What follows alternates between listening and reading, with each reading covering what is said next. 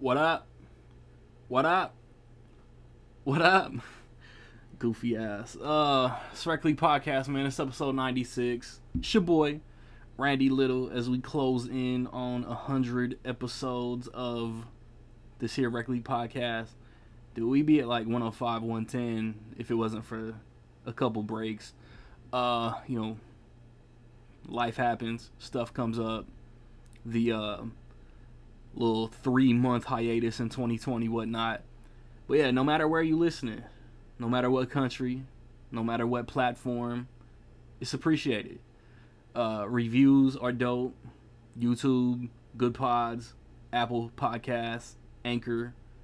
No matter where you listening, reviews, feedback, it's all dope. The positive, the negative, I want it all. This episode, man, me, E-Sig, Nick Goodman, the original three. We talk about a little bit of movie news that all recently came out, like within the past week. Some American Pie stuff. Now You See Me, Marvel, that type of stuff. A movie trailer. But then it's the fourth quarter preview. October movies, November movies, December movies. We talk what's coming out. We talk what we want to watch. And then recently in the theater over the past couple weekends, I see the calendar and I instantly forget what came out. The first weekend after the last podcast, Don't Worry Darling came out in the theater. That review is on my channel, check that. This past weekend, Smile came out, the really creepy looking horror movie. Bros came out, review is on my channel. This upcoming weekend, Amsterdam from David O. Russell comes out. Also this past weekend, Hocus Pocus 2 on Disney+. Because I want to say it's something streaming. Like, we going to talk about it in a couple minutes. I don't even know why I'm really telling you guys. But this is what I do every episode, even on the quarterly previews. Amsterdam, like I said, Amsterdam from David O. Russell comes out. Lyle Crocodile comes out this weekend. The weekend of the next episode, Halloween Ends comes out. And that's that. Recently on physical Blu-ray and DVD, if I could literally think of what came out, I would clean up this dead air. Let me see. I'm trying to cook something real quick to see if I can get y'all over the past couple weeks what has recently been released. See, I was gonna mess it up. Vengeance from BJ Novak came out the Tuesday after the last episode. This past Tuesday, Thor Love and Thunder came out. The Monsters from Rob Zombie, also on Netflix, came on Blu-ray. Superman and Lois Season 2 came out. This upcoming Tuesday,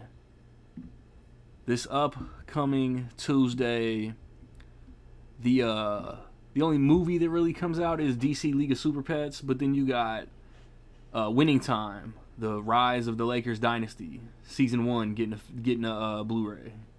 And then you got Bel Air, the Fresh Prince reboot from Peacock, getting a Blu-ray.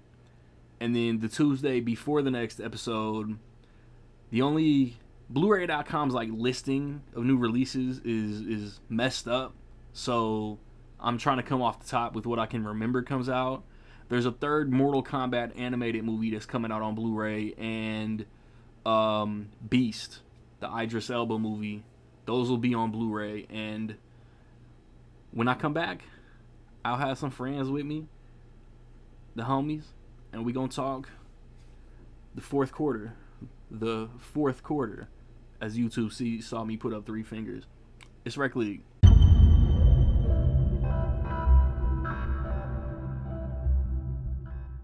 Hi everybody. Original 3 back on y'all ass.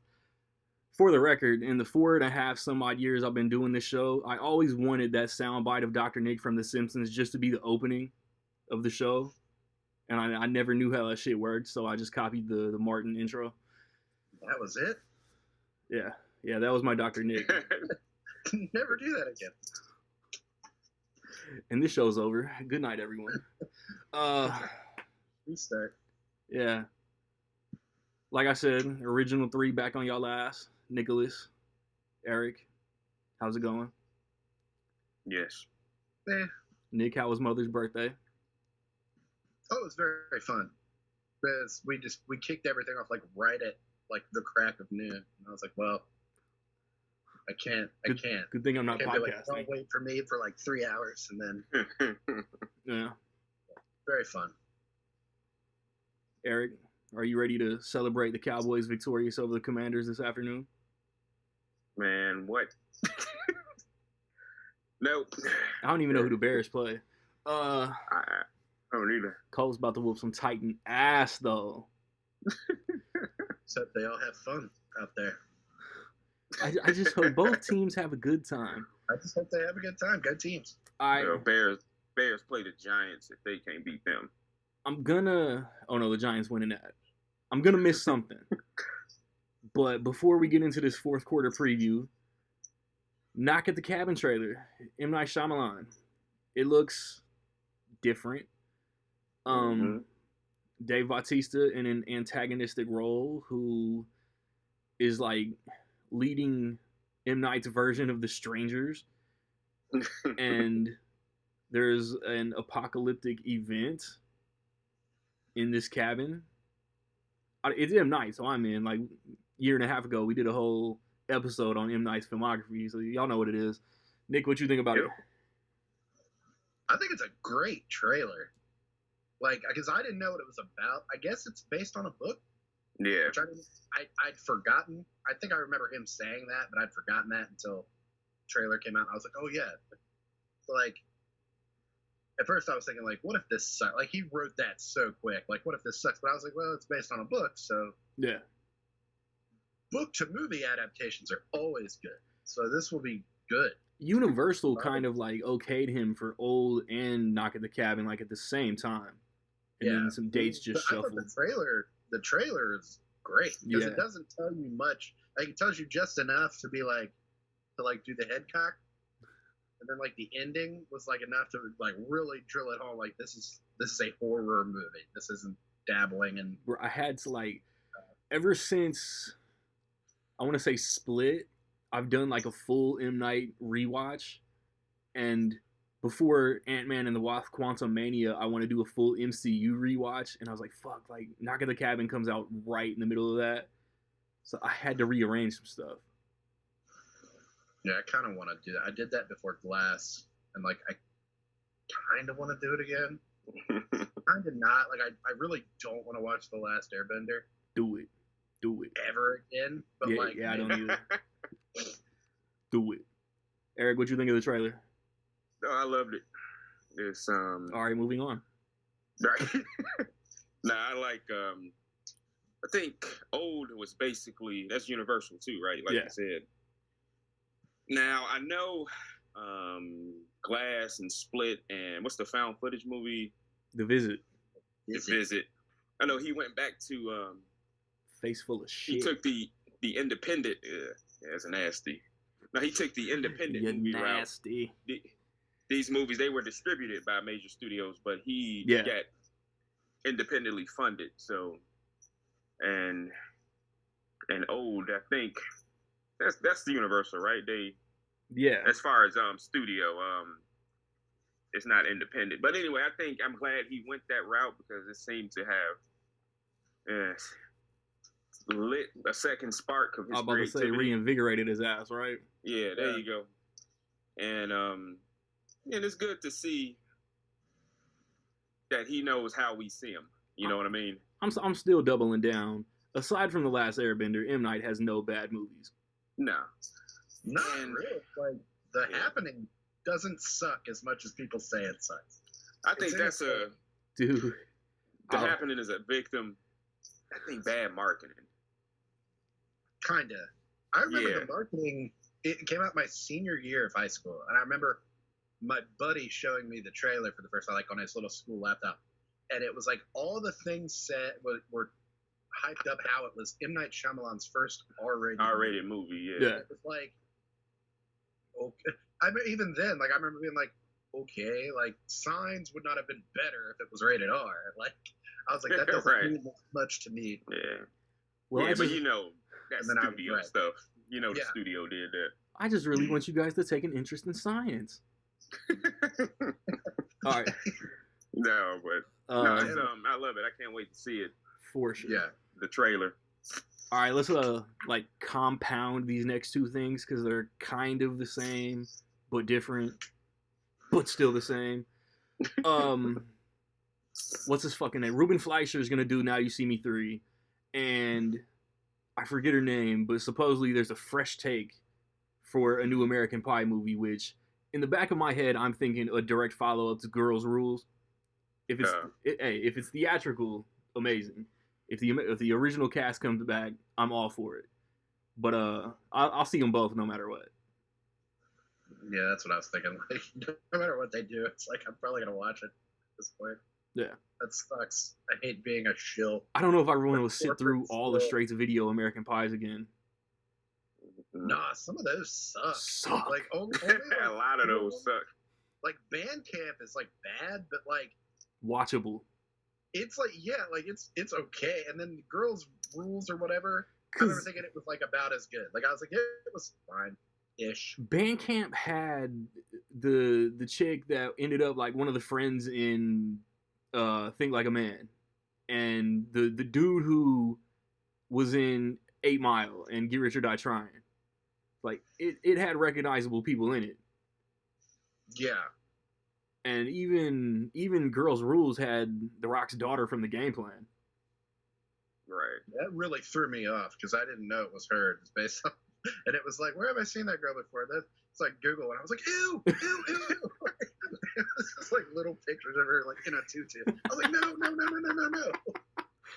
It's not who I thought that was. So, Eric, the adult in the room, what do you think about these? You tell me and Nick we watch and buy everything anyway. Yes. No, I'm curious. A new take on American Pie. What is that? That's such generic wording. I'm curious what they're talking about. Yeah, it's kind of like, what does that mean in 2022 or 2020? Right. It's written by a woman, and it's not gonna piss off Twitter. Yeah. So it might be PG-13. I don't know. Like, I feel like there's a way to still kind of do that. Like, I watched Booksmart. It was like a week or two ago before Don't Worry Darling. And, like, it's very similar to those, like, American Pie and Superbad. But it still works in a way that speaks to now, like, more. Because it's like, no matter what decade you're in, like... Agree. Teenagers are going to be talking about sex and thinking about it. And I think there's, like, a less objective way to show it, probably. Right. So, like, maybe. Yeah, it's curious. It's always, I guess, a circle. Like going back to the 70s, Animal House, 80s, Revenge of the Nerds, 90s. Porky's. You know. Fucking Porky's. Yeah. Like, give me the new take on Porky's, and then I'll know that we can do it. Like, I'll be like, oh, we can do anything now. Yeah.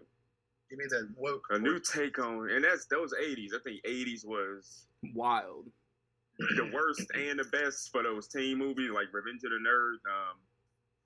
What's the show? The animated show on Adult Swim. That's like claymation. Robot Chicken. Robot Chicken True. made a skit about all of the crimes that the nerds did.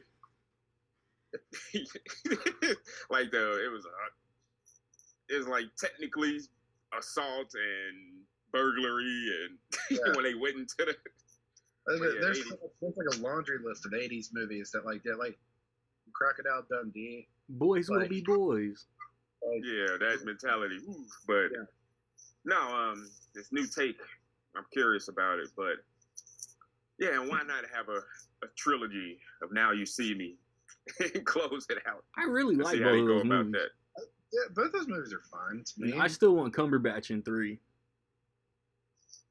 As Doctor Strange. Yes. Or like, at least in a cape. Yes. Oh man, I want Isla Fisher back. I don't think she wants to do it, but I want Isla Fisher back and Lizzie Kaplan. I'm selfish. Was she not in the second one? No, I have not watched the second one. I randomly watched them like two or so years ago. They were like both fine. I remember saying the first one, I was like, that was fine. That was good. It was entertaining-ish. Yeah. Then I went and saw the second one, and I was like, that was fine. It was about as good as the first one. Yeah. Entertaining-ish.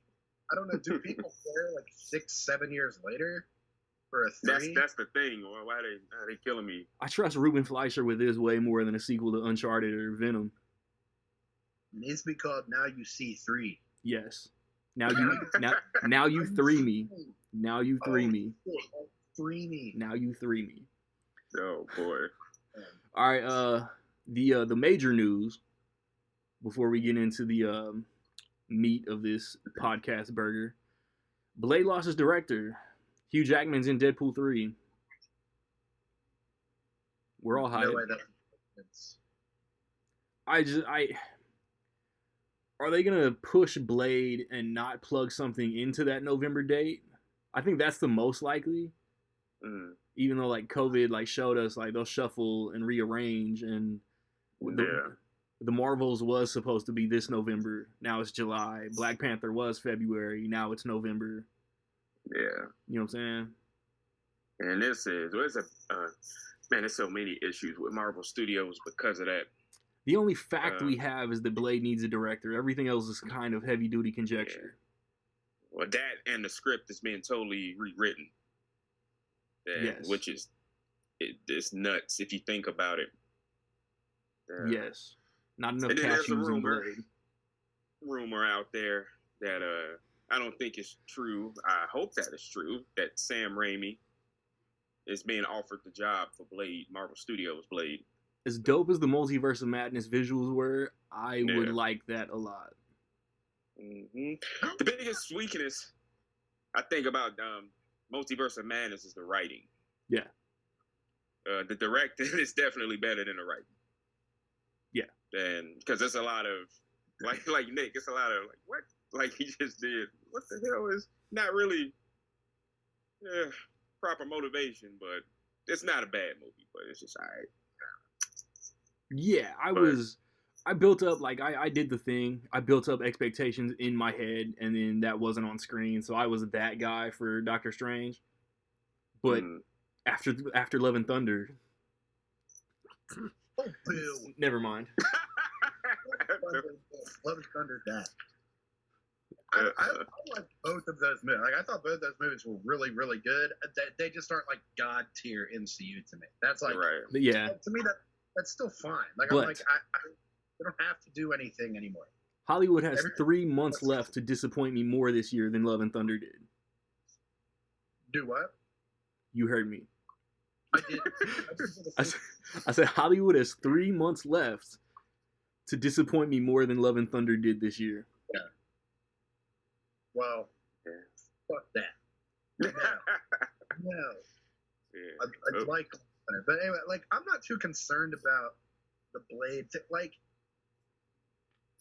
I don't know. Like, I trust, like, Kevin Feige and all those people to, like, go over the stuff and be like, this sucks.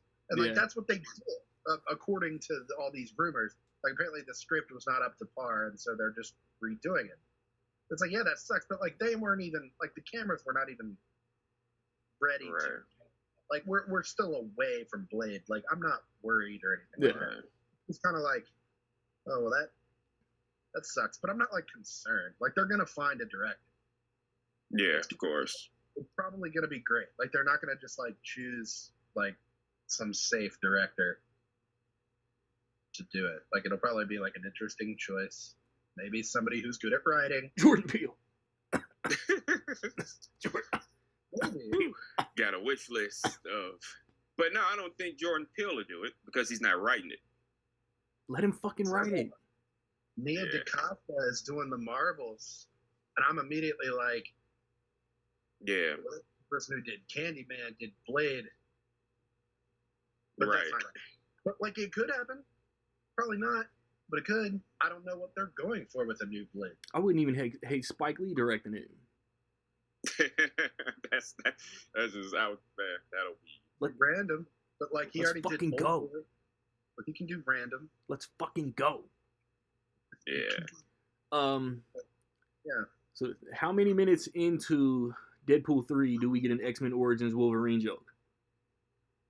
Like immediately. I'm thinking so. I think the question is how many? What's the over/under of those jokes that are going to be in there? 4. Because man, that's And it comes out a month before Joker 2. So do we really get Zazie Beetz back in Deadpool 3? Yeah, I think it could be. Yeah, sure. Is she in Joker too? Yes. Yeah, you don't remember? She's a neighbor. But is she going to be in the second Joker? Oh, you mean the second Joker? Joker I'm 2. pretty sure she's already been confirmed. Why? Why not?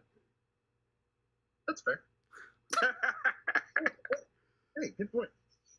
I'm busy with like another girl. Hey. Yeah.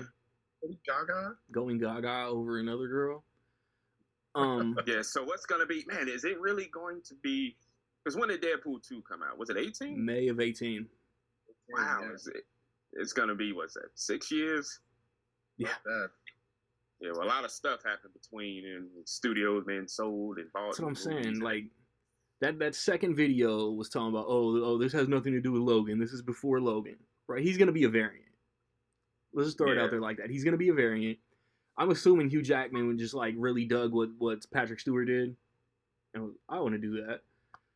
Yeah, nobody really said anything. Like Logan was kind of like hyped up, like this is the last time Patrick Stewart and Hugh Jackman are going to be doing these roles, these iconic roles, and like nobody really, like Patrick Stewart came back and it was just like, oh cool. Nobody was like, wait a second, wait, like they're already doing that with Logan, and it's like, right. I like James Mangold. He kind of put in a safeguard. He set the date where he said it, so it won't conflict with So I'm like that they're using that as going to be, like you said, a variant. I'd be happy with a variant. I mean, why not? Yeah, give us a different universe, 3-1, universe 317. Wink, wink. At of a Wolverine, put him in the yellow and blue, put him in the brown and yellow. Let's fucking go. Let's reference his other movies, X-Force. Let's mention other actors. Like the possibilities for how great this could be are endless. Right. And I'm glad. My reservations are kind of Sean Levy. Yeah, I think that's the thing about that. I mentioned that in the chat. Because second movie is David Leitch. Deadpool 2? If that's how you say his name. That's how I say it. That's one of the most, what's a good way to put it, stylistic comic book movies, cinematography-wise, action design-wise, just the opening sequences. And, compare how that movie looks to the first Deadpool. First Deadpool that was his, directorial debut, that director, right? Tim Miller? Tim Miller, yeah. Or at least his very early work. He done shorts and stuff. And you could tell stylistically just the differences between 1 and 2. But I have faith in Sean Levy. I mean... Yeah. Yeah. Has he only done the 2 movies with Ryan Reynolds? Yeah. Yeah. He also did Real Steel. Keep forgetting. Yeah. Both of those... Free Guy and the Adam Project were good enough to me that when his name I was like, this makes sense. This makes sense. That's a name that makes sense to me. Whereas, I don't know. Sometimes you pick random people and it's what? Yeah, but it helps that the star producer and writer has a good relationship with the director. Yep. It's another reason why I'm just with Marvel and stuff, it's I don't worry. We get Marvel news, I'm not worried. My immediate reaction was, hey, Hugh, you want to do Wolverine one more time? It was oh my God. Yeah, fuck it, why not? Now, wait see, my reservation. I trust this. Outside of all that, my reservation, when they announced Mahershala Ali, who's a fantastic actor. Yeah. 2-time Oscar winner, right? Winner. Yes. Right, yeah. The Winner. I know of one off the top of my head. And so the thing with this is the greatest movie of all time. Fuck Green Book. I wasn't thinking of Green Book. No, don't let us get on. I mean, regardless of what that movie is and how it presents stuff, Mahershala gave a great performance, and he deserves it. But Mahershala, Green Book is good because of the Viggo Mortensen Mahershala Ali dynamic. Yeah, character driven. But don't get me started on the rest. It ended racism. It's still crazy that it ended racism. We're like 3 or 4 years separated from it with like no racism. Where's and a can of Pepsi. There you go. That's the cure. That and the Pepsi.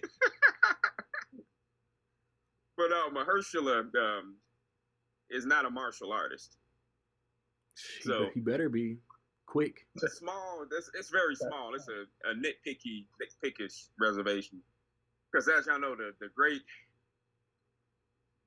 17-time world champion martial artist Wesley Snipes was Wesley Snipes. He a legit martial artist, and those movies 1 and 2. We don't talk about Trinity. Those movies were. You could just say Wesley was perfect casting without all of this. Yeah. I'm saying all that to say, that's just fantastic casting. But yeah, it's better to get a good actor and teach them martial arts than get a martial artist and teach them how to act. Yeah, for the most part. Yeah. They're not immense. Yeah. Because I would say it, that damn people still paying Steven Seagal to do these direct-to-video movies. Yeah. There's literally a movie. What about Trash? This is it. Trash? Who? The Blade TV series. Wasn't that Trash from No, that was Onyx or whatever? Onyx. Not Trash. Sticky Fingers? Sticky Fingers. Yeah. But you know what? Sticky Fingers was a decent actor. I never saw the show, I'm not gonna lie. I'm just throwing it out there to be funny. It's not a bad show. He's they mostly gave him work to do with the sword to hide the fact that he didn't know how to traditional martial artist, but that was a decent show. Our 3 fans out there like, there was a Blade TV show? Yeah. It's basically it only lasted 1 season and they put the pilot episode as a movie. 2 episodes. But like Nick said, if they're gonna screw Blade up, they're doing it on purpose. I mean, there's no way they can, I don't think, could jack that up. So I'm not worried about it. Feige's not gonna let it be bad. That's what I'm saying. Like even MCU movies, like I don't want to come off like just hype man, like a shill just for Marvel, because I'm not. Like if a movie's bad, it's bad. But even like the lower MCU movies, like they were still made with care. Yeah. Like a movie like The Eternals or like The Dark World or something like that people rank low. It's like Iron Man 3. Iron Man 2. Like they put those out there thinking like these were great. Like we did give these our all. And Kevin Feige was like, yeah. They just aren't up to par with like the masterpiece level movies that they also have. So I'm like not worried. Like I'm just like and it's silly reasons to figure out how to bring Wesley Snipes and put him in the movie now. They're like, I'm telling you, they're saving him for Secret Wars. I'm telling you, Wesley Snipes is Whistler. That'd Somebody be fire. had to have brought that up. I swear I heard somewhere that Delroy Lindo was in this movie, and I just assumed he was Whistler. Yeah. I'm just not worried. Like I'm like, this will be fine. Iron Man 3. It'll be like The Flash. Like worst case scenario, like they'll have to push its date. Yeah. Like, it's not even coming out. It's like for like till next November. Another year, like yeah. You're right. And hustle. 13 months. Yeah, that's fine. And even if it's not, like, yeah. And going back to this Thor: Love and Thunder is speaking to the strength of the MCU. Is it a bad movie? No. It flirts. It flirts. Yeah. I think the thing is with movies like that, it's not what people expected it to be, and in a lot of people's case, because I don't like saying I'm one of those people because I don't like it. That means that it's objectively bad. And I don't think that's the case. Is like, for example, Iron Man 3. I think a lot of people don't like that movie because they got swerved on a Mandarin. And I think that's one of the movie's best strengths. It's good as in the movie. Right. But that's what I've always said. I said that just like Vin Diesel. I think it's good. Like, as somebody, if I'm the comic book guy from The Simpsons, yeah, I'm probably going to hate this. Like, oh my God, I expected this and you marketed this. But as like, I tell you, like, my dad didn't have really any expectation like that. He just wanted to see Iron Man 3. He lost his mind over he was like, wow, I did not see that coming at all. And I was like, well, yeah, it's pretty good. I mean, I think it was just to get off that in a second. It's a great twist, but the fact that people thought it's genius marketing. They literally hid a whole nother villain, the main villain. Yeah. I mean, hey, you want a great twist? Go to Taco Bell, buy some Twizzlers. Miss me with that Shane Black bullshit. The cinnamon twist. Nobody buys this. They just come with your meal. Oh man. Nobody bought Trevor Slattery either. Thank you, Shang-Chi. Shang-Chi. I was saying they even brought him back. Like, at least give me this, Randy. Iron Man 3 has one of the best action sequences in any MCU movie with the plane sequence and him rescuing. Come on. When they fuck up his crib? No, the plane sequence. When the plane's blowing up. Oh no, fuck that shit. That's my second. That's my second knock. I absolutely loathe Tony ghostwriting the suits. I hate that shit. That part, the swerve that he's not in the suit most of the time. I give you that. Everything building up to that was phenomenal. I remember that was the Super Bowl trailer that year for Iron Man 3. Was like they showed the plane, everybody holding each other. I'm gonna be like, this is gonna be the best movie of all. That's what I'm saying. We were coming off the Avengers. I don't know what we were watching Christmas 2012, December 2012. We saw a trailer, and my wife leaned over to me like, I don't want to see that. Iron Man's going to die. Like, the hype level for Iron Man 3 was through the roof. Yeah. But then it was like 170 or 180 or something. Something crazy for that time. Like, that's still huge for any movie to open that big. But it was like, coming off the Avengers was really, it's easy to forget now, but it was like, made it to the Avengers, which was like, holy shit. They did it. It was like the end of the Avengers, how people felt like, wow. But where did we keep going? And Iron Man 3 was like the first thing that was like, what? How do you follow that? Yeah. But expectations. But his PTSD coming off of that was great. There's a lot of great things about Iron Man 3. Ben Kingsley ended up not being one of them. But I mentioned that because of that, expectations. And I think a wall that Marvel Studios may be slowly backing into is flirting with the cameo expectations. And people like, oh, who's going to be in this one? Who's going to, like Doctor Strange and the variants and... So it's going to be, they need to not lay off of it, but just be a little more careful with it. Because now they're messing with the multiverse and anybody could be in it. 2 episodes of She-Hulk left, and one character that I heard was going to be in the show is definitely not going to be in the show. But the She-Hulk specifically, I'm enjoying She-Hulk very much. Talk about expectations. My expectations were pretty low, and week after week, I'm like, that was good. That was good. That was good. That was fun. Yeah. But they're doing, like, it's like they're trying to have their cake and eat their cake.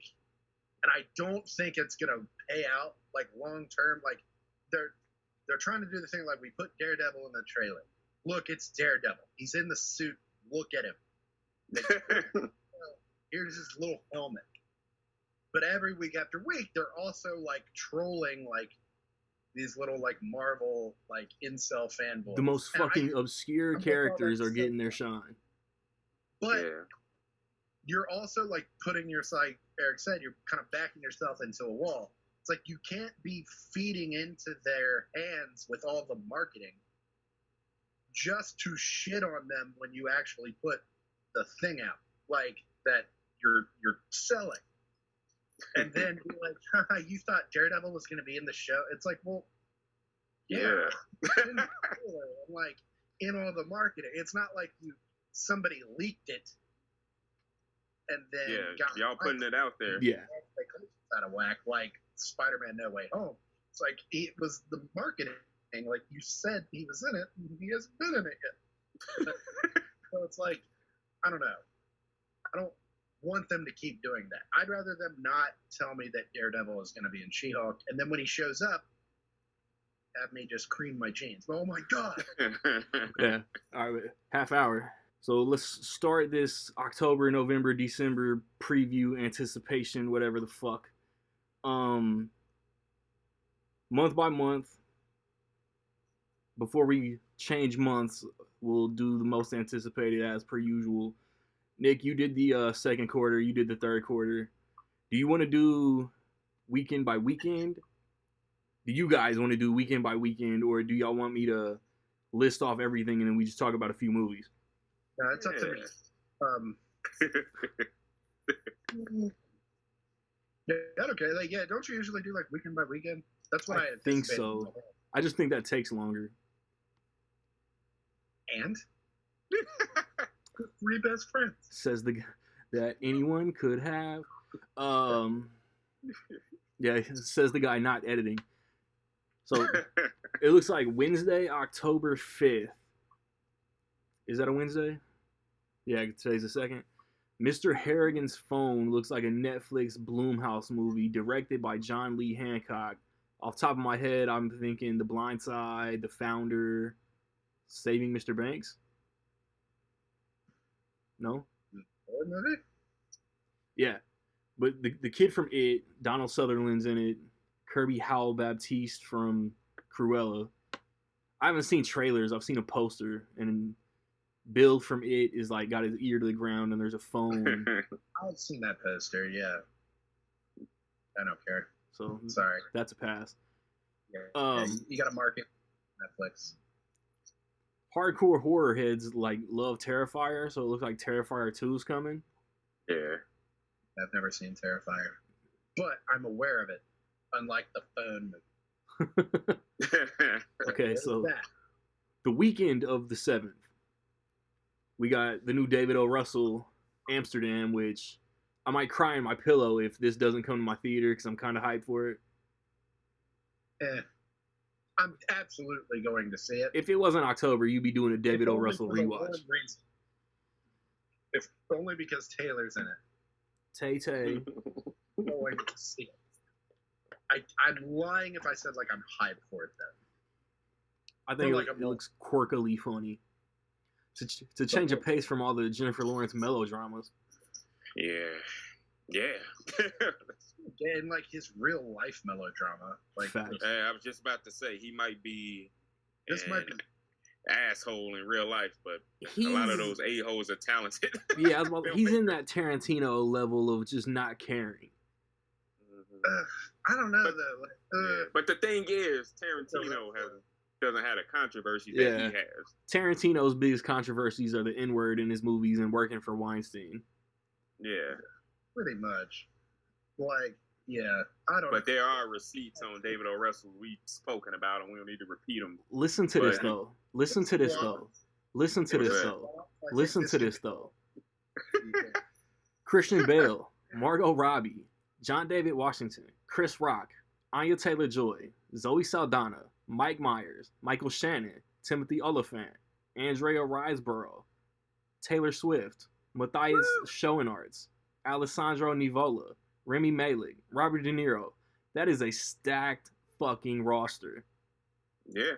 Ensemble cast is what the children call it. Children can't spell ensemble. Man. Here's the one I don't care about that I feel like Nick is like ass in seat Thursday night. Lyle Crocodile. Man, that's I watched your video and you said like I don't give a shit about Lyle Crocodile, and I was thinking, I was like, why? Like it's like on my calendar. I'm like, I guess I'll go see that. Like, why am I going to maybe see that? Like, I didn't give a shit about Clifford the dog. Bingo. What is the difference? But, like, what? Flip the script. I saw Clifford. Don't care about Lyle. I just like. I'm like Javier Bardem, maybe. Like, maybe that's like adds a pedigree to it. I love some Constance Wu. I just don't care about this movie. I don't know if I care, but I was like, what is the difference? Where I was like, Clifford. I saw the trailer in the theater and was like, nope, nope. But like this, maybe. We'll see. Like, it's directed by the Blades of Glory, The Switch, The Office Christmas Party guys. Wow. Solid. It'd be funny. Yeah. It'll have a lot of heart, and the songs will probably jam. I just can't find a reason to give a shit. Yeah. Were you familiar with it before you heard about the movie? I'm 36 years old. Absolutely not. Really? What? I used to work at Target, and I feel like that was like a book. No, it was. It's been around since, if not the 60s. And well, fuck, you older than me, so shit. I mean, it would have... I didn't know it was that old. I thought it was more like modern. I'll be honest. I've seen it in, I'm sure, I don't know if they were still around when y'all were in school, the Scholastic book fairs and stuff like that. I was all about Goosebumps. I didn't give a fuck about anything else. I think that's, and that's how I came across it. So I'm curious about it. See, I can't say to see if they'll give it justice. I'm not into it like that, but it's like a movie like this. Like you go see it, and be like, that was not as good as the book. Right. That was not as good as the cardboard. Let me see. This next one, I'm gonna stereotype, and I'm gonna mispronounce the title. It looks like it's pronounced tar, but there's a little thing over the A, and I feel like Nick is ass in seat. This caters to all of Nick's interests as far as like Oscars and shit. And Cate Blanchett. Yes, I think she's a symphony conductor. Yeah, I'll be honest with you. I have not seen the trailer, but I saw the poster hanging in my little theater, and it's just her like doing something. It's called conducting, Nick. Get some culture. Yeah. He's doing the thing with the stick, and I was like, yeah, okay, tar. I don't know if it's like French tar or just tar. That's probably it. I said tar like an ignorant American. I'm Dale. But like, oh man, what wide release that day? Probably not. I kind of assumed it would be one of those like slowly unfolding Oscar runners. So like I just seen the trailer yet. Let me see. Oscar Beatty movie. Box Office Mojo says limited. So however much you want to trust them. Yeah. Next, Hulu's dropping Hellraiser. I don't know if it's a sequel or a reboot. Yeah, that's a good question. I never reboot. Nah, I can safely go with. Yeah. Not a remake because it does not like the plot does not look anything like the plot of the first film. What Scream say? What Scream say? Like they invented like a new requel. A requel, yeah. Yeah. Probably one of those. So it's technically like Hellraiser 17, isn't it? I'm pretty hyped for it. How many of these are you gonna binge? I'm not ready for hot Pinhead. Nick, how many of these are you gonna watch? I'm about to watch all of the Hellraiser. I own them all. Most of them on DVD. I never got those Blu-rays before they went out of print. Yeah. You get to see, before he was famous, Henry Cavill in one of them. Fuck. I don't even remember. Like, I've seen Hellraiser times, and I've seen Hellraiser 2 a handful of times. There's one. Good ones. What'd you say, Nick? Oh, those are the only good ones in my memory. Like, I remember 3, 4. I remember 4 sucking ass. I remember 4. Like, which one was that one? Was that the one with the Bloodline? With the Mayhem guy? 4 was the last one to be in the theater, and I remember when I was young. Look. And being like, yeah, Hellraiser 4. Hellraiser. Hellbound, Hellraiser 2, Hellraiser 3, Hell on Earth, Hellraiser 4, Bloodline, Hellraiser Inferno, Hellraiser Hellseeker, Hellraiser Deader, Hellraiser Hellworld, Hellraiser Revelations, Hellraiser Judgment. Nick, you're gonna watch all 10 of those by Friday? Yeah, I've got them on my thing. Good. I was supposed to start last night, but I got too tired. Good on you, sir. Yeah. But like, it's one of them. I don't know which one. You know who I'm talking about when I say the Mayhem guy, the insurance commercials. He's in one of them, and that one was interesting. 4 sucks. 4 is like the one where it's like, I don't remember like the. It's like time travel and different time periods. Yeah. Starts in space, and Adam Scott is in it, if I'm not mistaken. Yeah. Back in the like 1700s. Well, like Deader is a Fast and Furious level shitty title.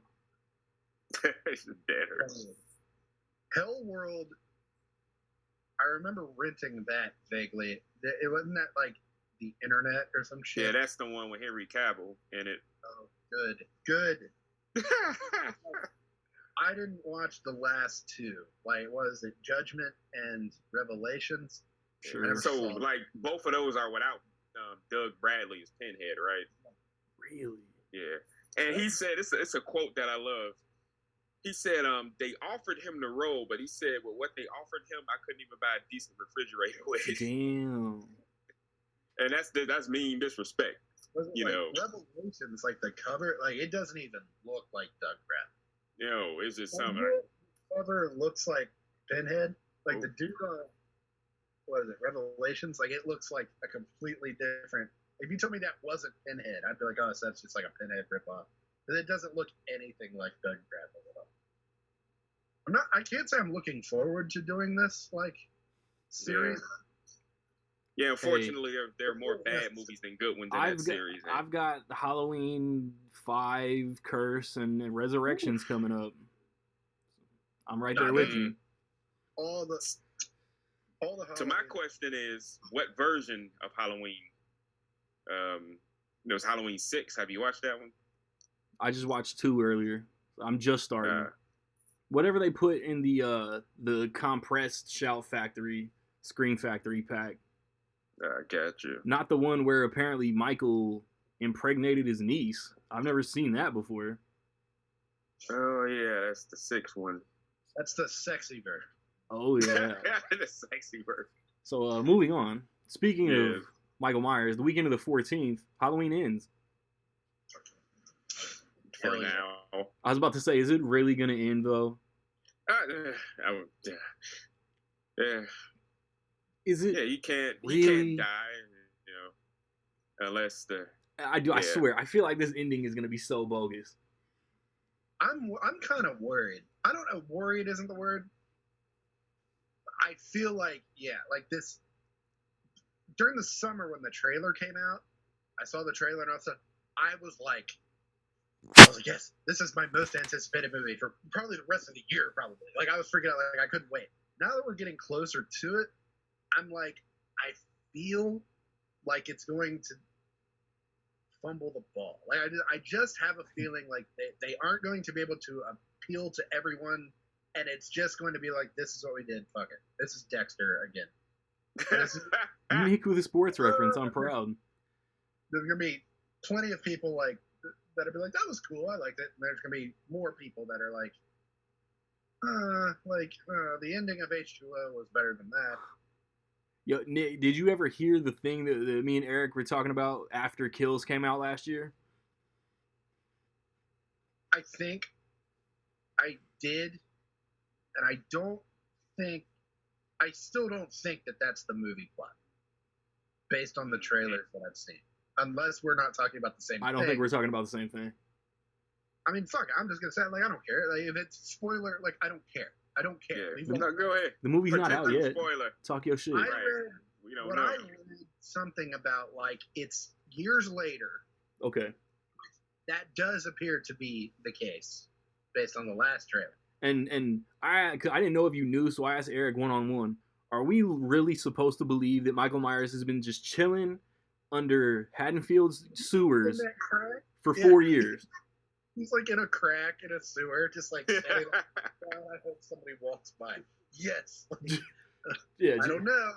I hope not. I have faith that they'll explain it, but I fucking hope so. But what I read was it was years later, and somebody it's like impersonating Michael Myers, like a copycat. That's what I read, and I was like, that sounds lame. I think I just read like what the actual plot might be, so I'll keep it in my back pocket. Yeah, that's what I read, and basically, but it wasn't the trailer, that doesn't look like that's what's happening. Yeah, but it says something about like it's been 4 years since the end of Kills, which I liked Kills. I seem to like Kills more than like everyone else liked Kills. I didn't love it, but I thought it was good. Yeah, I thought it was fine. Like, I thought it was good. I'll be honest. I thought it was better than the 2018 one. Like, I didn't lose my mind over that one. Well, you're wrong. I mean, I didn't lose my mind over that movie. I really liked 18. Like, what I expected from Kills was subverted. Like, I was like, whoa, I didn't. There was a couple things in Kills where I was like, wow, I did not see that coming at all. Yeah. Wins can subvert my expectations like that, but I feel like it has more potential to be disappointing that way. Like, I'm like, oh, I didn't see that coming at all. I don't like that. Like, I want it to be satisfactory. Eric, into this discussion on Halloween Ends? I think it was like Nick. I didn't have a lot of people's problems with Halloween Kills are very, very, in my opinion, nitpickish. And they crying over they said evil dies tonight too many times. It was a chant. Like, what? That's But people I think people miss the point of what they were trying to do with the mob mentality and the people and this and that. And that was, people were complaining about the point they were trying to make about it. And that, I guess, was going over their head to a degree. And of course, we know that spoiler, Halloween Kills, we know that the other guy, like, he didn't look anything like Michael Myers. How they mistake him? It's the mob mentality. Yeah, they just went with it. That scene was like... It was Twitter in human form. That scene was like, ooh. I was like, tense. I didn't have time to think, well, this really doesn't make sense. Like, they think that's Michael Myers. It's like, no, I don't feel like the scene is working for me.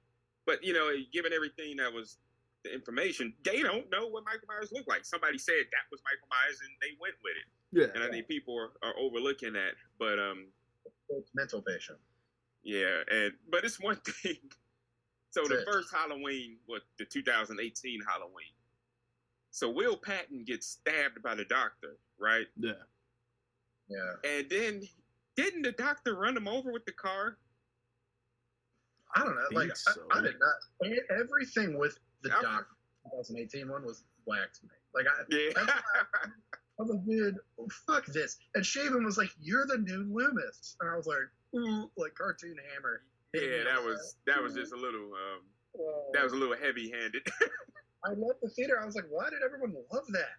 It was good. Like, it was fun. It was a good slasher movie. But like, as the sequel to Halloween, I was like, that wasn't as good as the new canon part 2. But Halloween Kills, I think one of the best parts of the movie were the flashbacks. I think those were really well done. The very beginning. Like, I don't hear people talking about those enough. Oh, that part enough. Like, when the movie started with the flashback, I was like, this is... I thought this movie was going to start. I thought it was going to just go right. But no, Halloween Ends, obviously, a lot of people are going to not like it, and a lot of people are going to love it. Yeah. And unless it just comes out the gate and satisfies everyone, which we know no movie ever does. Even, it's going to be nitpicks and this and that, but I'm curious about it. I'm going to be, and that's another question. Are y'all, well, I know what y'all are, but they're doing the day-to-date thing. It's coming out on Peacock the same as in theaters. I don't know why they're doing that. I don't know why they don't do that. Like, why didn't they do that with Bros? Universal doesn't like money. Other things. I don't There's get something.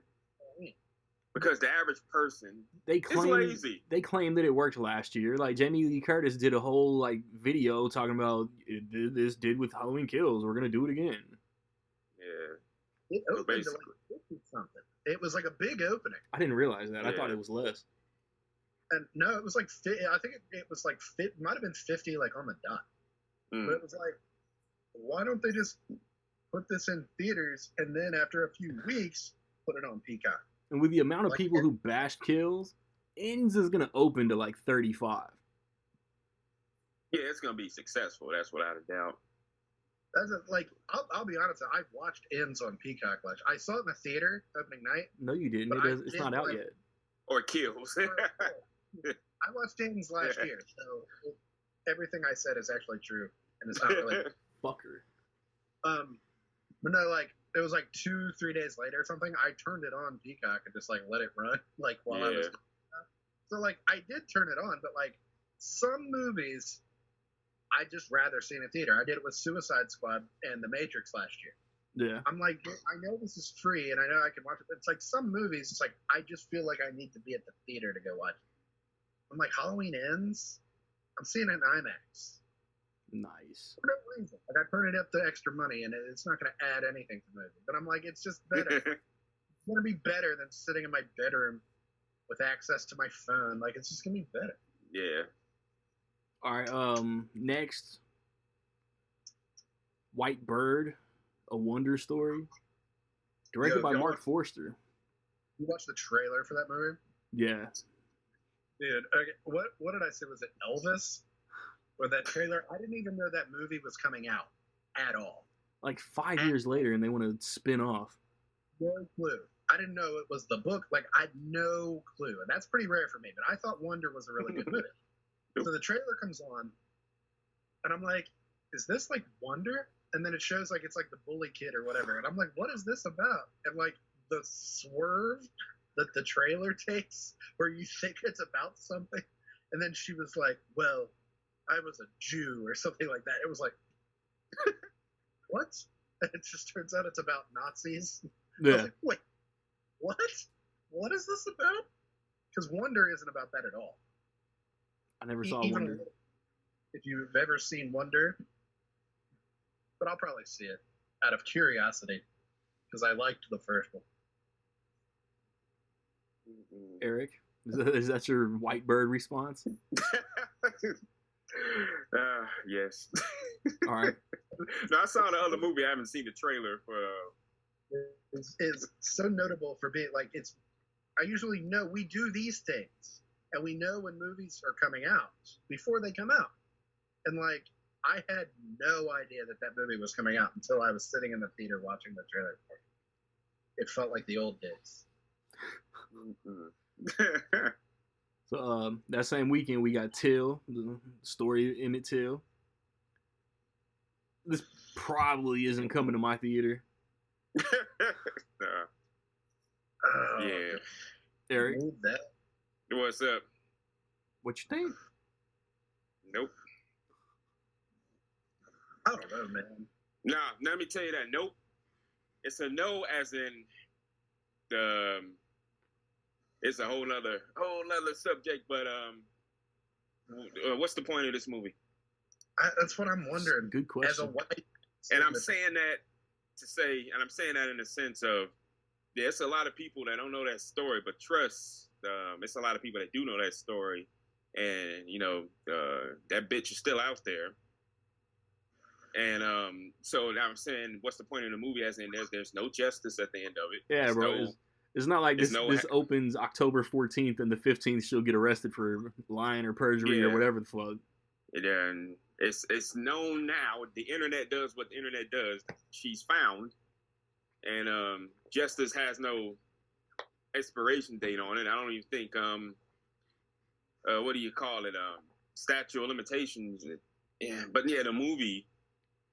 It's if Bill Cosby can get that done to him all these years later, then she can too. But the movie is, I'm sure the movie is going to be a well-made movie, technically, and all that. But it's just, imagine how you're going to feel after the movie's over. They're going to put the little blurb up. To this day, she's not been arrested, blah, blah, blah. And, like, that's my thought. Just like, it's kind of what's when I see the trailer too. Like, it looks good. I'm not saying like I won't watch it definitively. Like, I'm not like yeah. That's where I'm like I'm just like what? I just know that this is it's kind of like Blonde It's out right now. I might watch that today. If I don't watch it today, I don't know when I'm going to watch it. But I'm hearing the thought, like, it's like, what's the point? Like, you're focusing on this aspect of this story that we all know. It's like Dahmer. I'm not watching Dahmer. I don't care about it. I'm like, dude, I'm sick of, like, shining the light on this subject. Like, this part of it. Like, I don't, it's like Emmett Till. It's like they're making a movie about Emmett Till. They're not making a movie about Emmett Till. You know what they're making a movie about. They're making a death is murder. I don't want to watch that. Like, I don't want to. Yeah, exactly. They're making a movie about Rodney King, and it's like, no, they're not. You know what they're making a movie about. It's like, I don't want to watch that version of that. It reminds me of that movie Detroit that came out a few years ago. It's a good movie, very well directed, very well acted, very well made. But it wasn't like when I left the movie, I was like, what the fuck was that? It felt like watching horror. Like, it was like not. I don't know, but I don't know. I'm already getting that feeling from this movie. All right. So unless I'm proven wrong somehow, we'll see. Rosaline looks like a Hulu streamer from the perspective of one of Romeo's ex-girlfriends while he's with Juliet or something. Well, Caitlin Dever. I've never even heard of that. Yeah, we're not the demographic. I feel like I have seen a poster for it. Caitlin Dever, where did the cast list go? Dora the Explorer, Bradley Whitford, Minnie Driver. Dora the Explorer? Isabella, chick from Transformers. Space Jam, she just shows up. She's a little cartoon.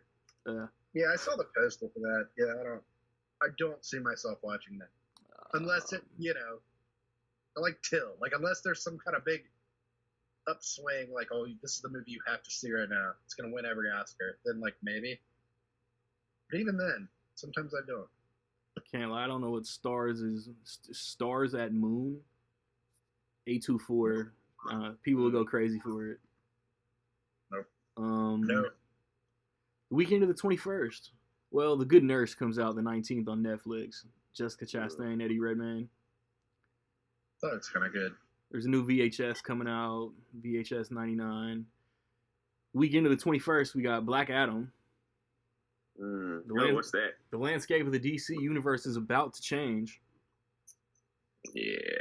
He kneels to no one. As long as The Rock has been talking about playing Black Adam, like, my hype level just isn't where I hoped it would be. It looks fine. I'm sure I'll enjoy it.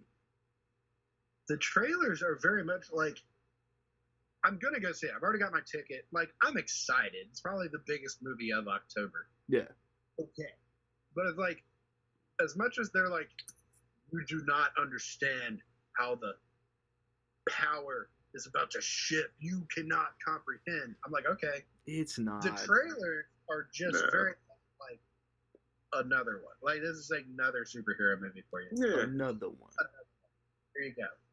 And like, okay. Like, I'm like, okay, that's fine. It's another one. I'll go. But that's how I'm treating it in my head. It's like, I'm going to go see the new superhero movie. I'm not going to go see the power of the DC universe shifting definitively. Yeah. But like, maybe it will. Maybe my expectations are middled. Eric, your thoughts on James Bond playing Dr. Fate? I like that piece of casting. I'm curious about that. But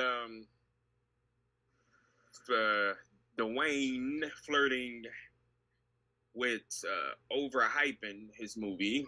Bruh. And is he flirting with it? He's probably not flirting. He's in bed with overhyping the movie. He's way. Nick, you can finally see that Super Pets post-credit scene on Tuesday. Oh, great.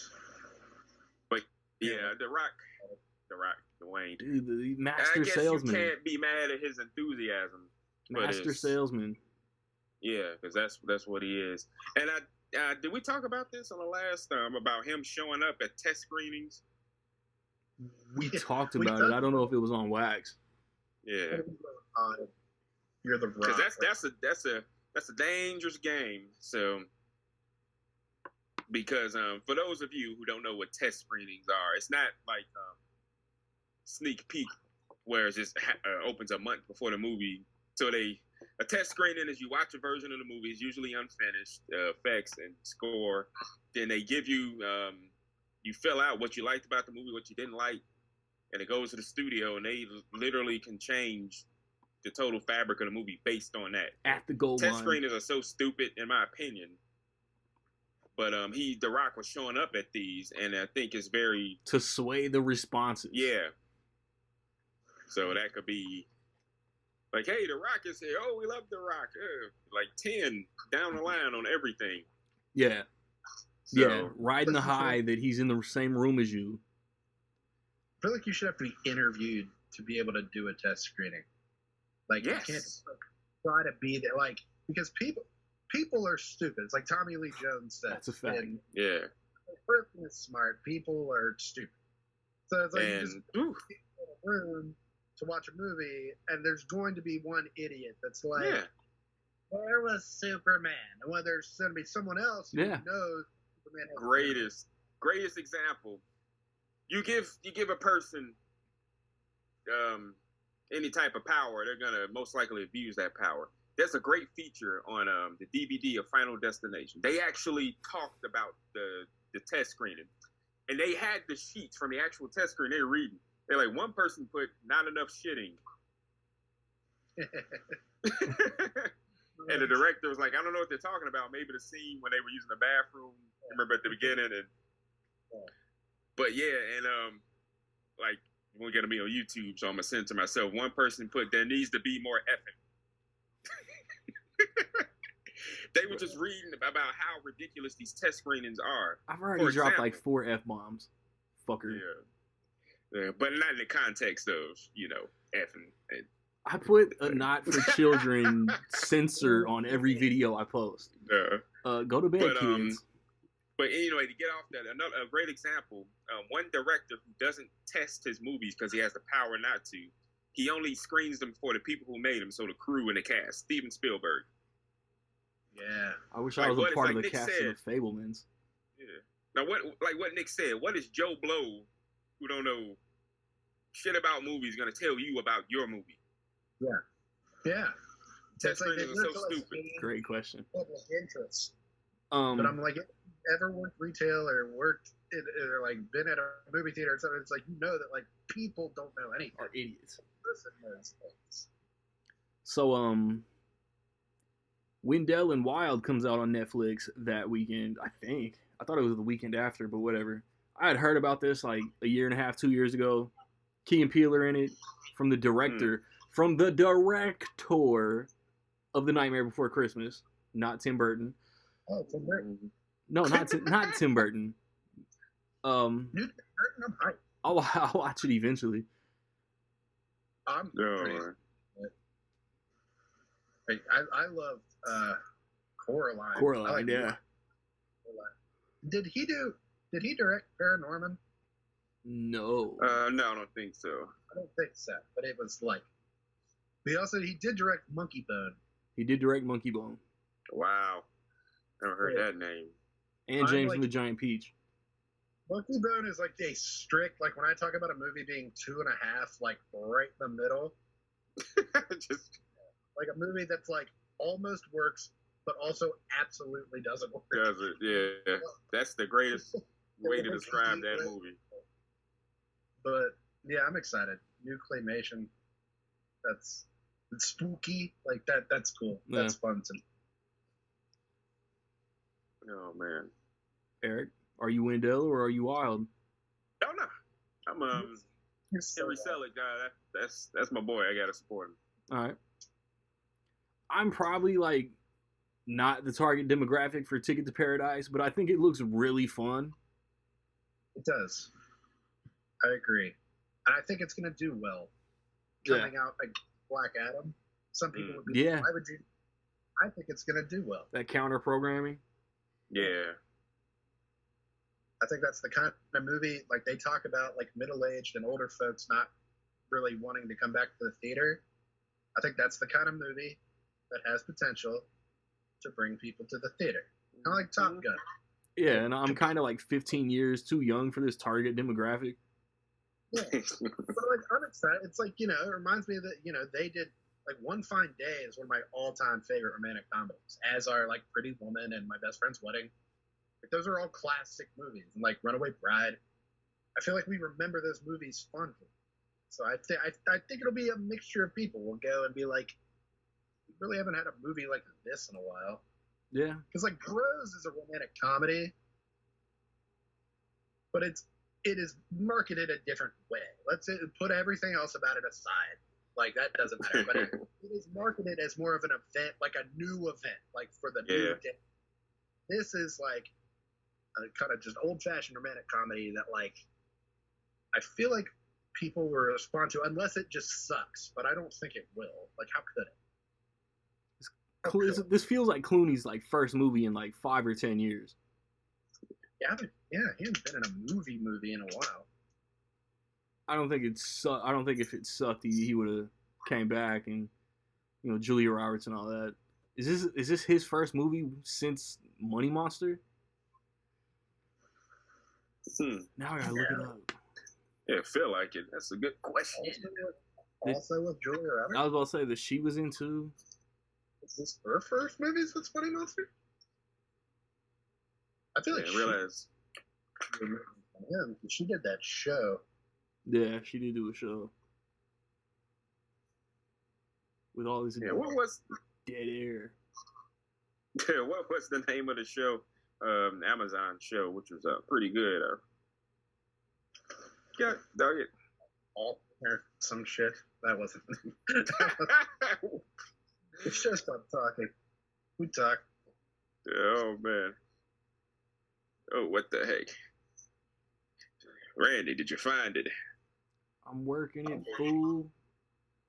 I'll do it. George Clooney. Oh no, he did The Midnight Sky. Forgot all about that. Yeah. That was alright. That was like 2-3 years ago. Yeah. Completely forgot about The Midnight Sky.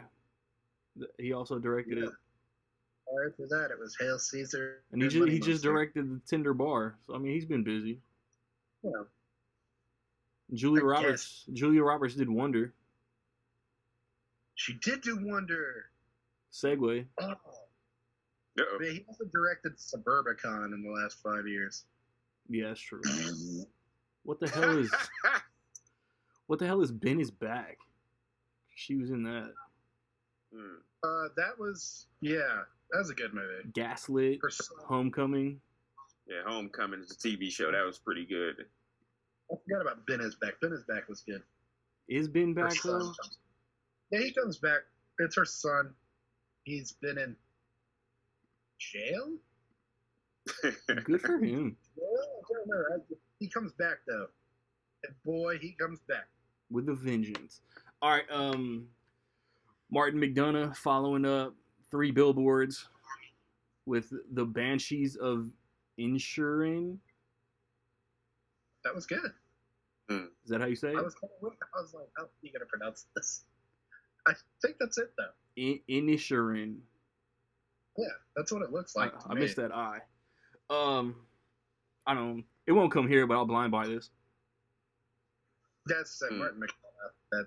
I'm sure it's good. I've heard like raves about it, like early. I mean, he's pretty much 3 for 3, so. True. I haven't watched In Bruges in like fucking forever. It's been like 15 years almost since I watched it. That's crazy. No, but I remember it being very good. No, it did. Yeah, man, I haven't seen that since, like you said. What year did that movie come out? 15 years ago. 09? God, 08, really? 09? I think it was like 07, 08. I really do.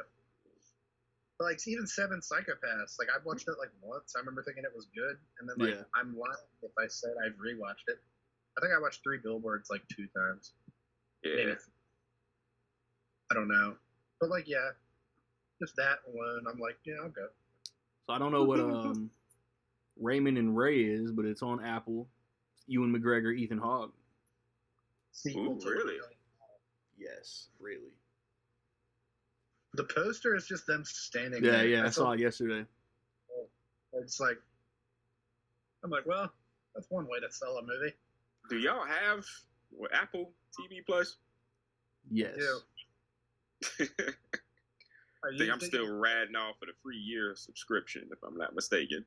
That's the best way to do it, but back up front. I was like, it made me sign in. And I was like, God, I haven't used this in a while. Oh, no shit. Yeah. My Policeman, Harry Styles being the face of another movie. No. Do we care? I've heard it's also not good. No shit. Not that that really matters. Sorry, Amazon Prime. They have said that like he's gonna campaign for Best Supporting Actor at the Oscars for it. Somebody was like, "This is me applying to Harvard with my 1.5 GPA." That's mean. Yeah, I didn't think he was bad in Don't Worry, Darling. No. Like, I don't know where that. I mean, he wasn't like exemplary, but he also was not the focus of the movie. So, like, I thought the scenes were fine. Like, I don't understand the like mass criticism of that, but I don't know. It's like, but now he'll be all right. It's not a bad. He's yeah. If you can build, like, if y'all don't know by now, the post-credit sequence for Eternals, right? Oh yeah. He has presence and charisma. You can build off that to become a better actor. It's like the dude behind me. So does Patton Oswalt. Was like, this is the second time I've referenced this in this episode. It's weird, but like comic book guy from The Simpsons. Yeah. Behind me at Eternals was like that guy, like the neckbeard guy, ponytail. Oh, no. Harry Styles comes walking out, and that dude goes, "Hell yeah!" I was like, a new era of like brother of Thanos. Yeah, he went, "Hell yeah!" And I was like, "Let's see." So he's fine. I don't know. Like, I might watch it if it's on Prime. Probably. Yeah.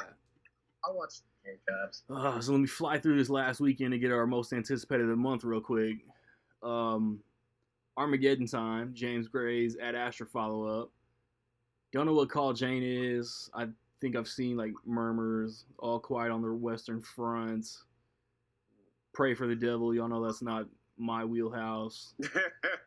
Run, Sweetheart, Run. I don't know what this is either. That's on Prime too. So I'd like to see Armageddon Time that weekend, but the rest of this. I saw the trailer for Armageddon Time in front of something recently. I forget what it was. Looks like Anne Hathaway is kind of racist. Like being racist. Is it fucked up if I say no shock there? So she's like being racist, but like Anthony Hopkins is like old but not racist. It's like one of those. That's weird. Like, don't. I think he might be Jewish. I think they're gonna do another parallel of. I mean, Jeremy Strong's already getting some buzz for that shit. Well, that's good. We'll see. That's one of those, like a lot of movies like that, like when they're kind of far out. I'm like, we'll see. We'll see. My point, man. I mean, they love him because of the HBO show. It's true. Yeah, he had that op-ed come out about him. I think it did more good for his career than bad because so many people were like, hey, whoa, hey, he's a great actor. It's not TV. It's HBO. Yeah. I'm excited for Pray for the Devil. I was about to say, y'all care about the rest of these movies? Probably not.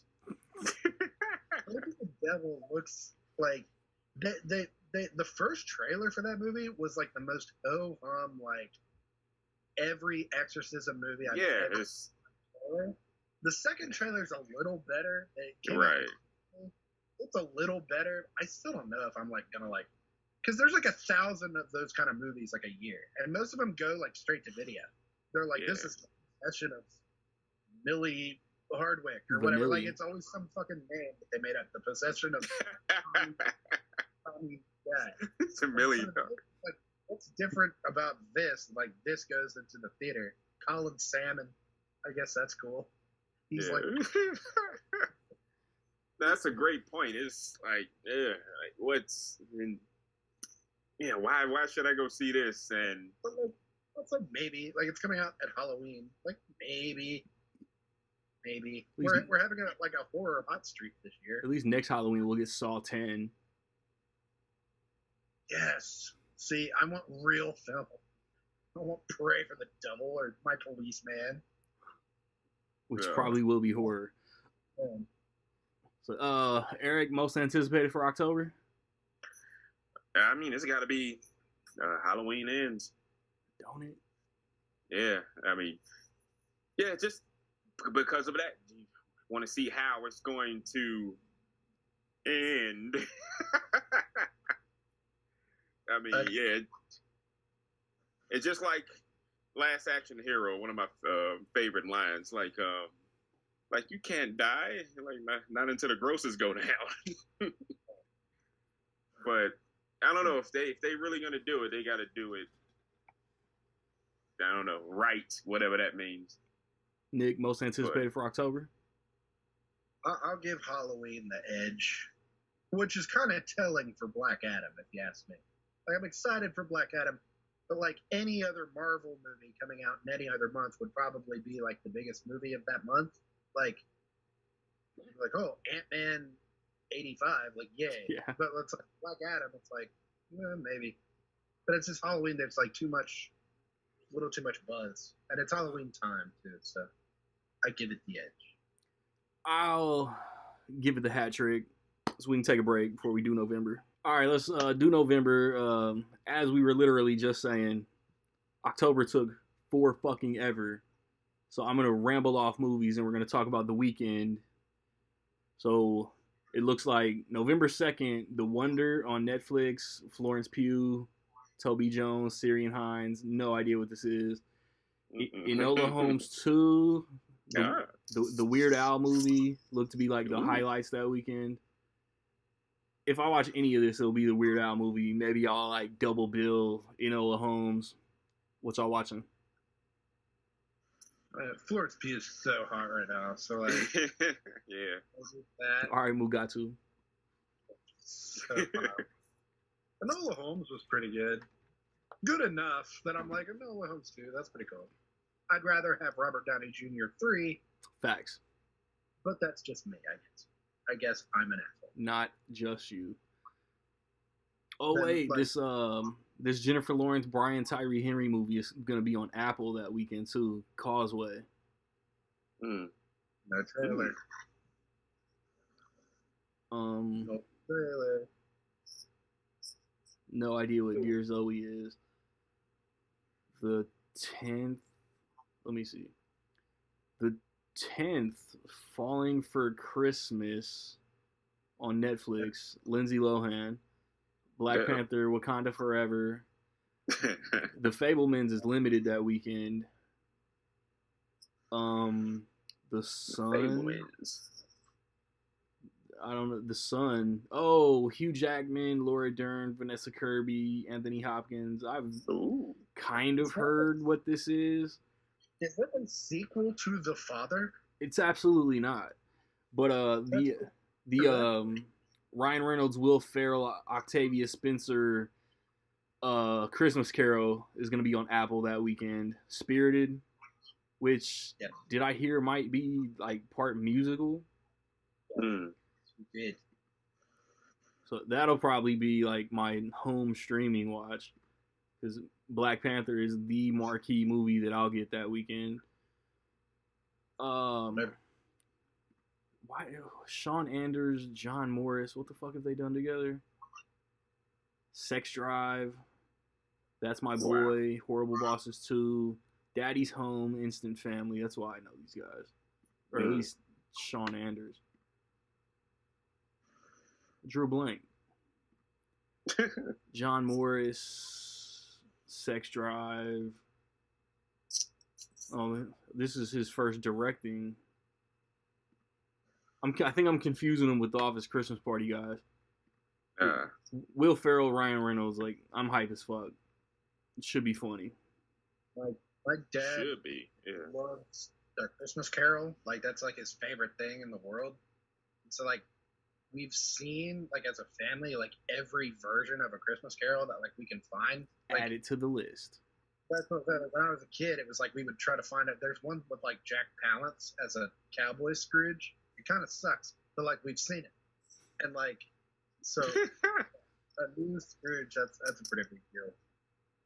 The one with Guy Pearce that was on FX was insane. You've ever watched the Christmas Carol with Guy Pearce as Scrooge? Isn't, like, Tom Hardy in that shit? I don't remember. Am I thinking of something else? It looked kind of horror-ish.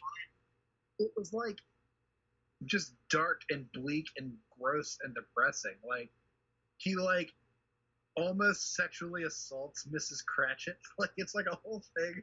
I was like, I didn't need this at all. Where are the Muppets? Where are the Muppets? Yeah. This shouldn't have that, I would say. I would say it's safe to assume. I'm fully expecting that you guys are watching Black Panther that weekend. I don't know what that is. Liar. Is that like my man? Yes, of course.